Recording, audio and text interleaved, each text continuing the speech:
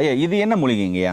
இது வந்து கீழா நெல்லியா. நேர்களே இது கீழா நெல்லி அப்படின்ற ஒரு மூலிகை எல்லாமே பார்த்துருப்பீங்க. சொல்லுங்கள் இதனுடைய நன்மைகள் என்ன ஐயா? இதில் வந்து இந்த இதுக்கு நேராக கீழே வந்து நெல்லிக்காய் மாதிரி குட்டி குட்டியாக இருக்கும் இந்த இலைக்கு கீழே.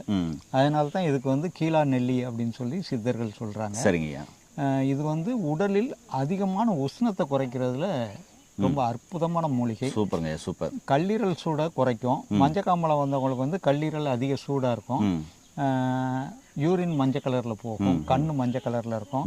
இது டெய்லி ஒரு சின்ன நெல்லிக்காய் அளவுக்கு அரைச்சி காலையில் மோரில் கரைச்சி ஒரு 11 நாள் சாப்பிட்டாங்க அப்படின்னா மஞ்சள் காமாலை சரியாயிரும்.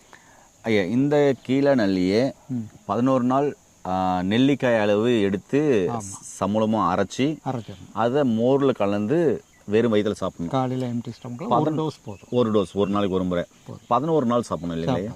இந்த 11 நாள் சாப்பிடும்போது காலையில் வெறும் வயிற்றில் மோரில் கலந்து சாப்பிட்றாங்க.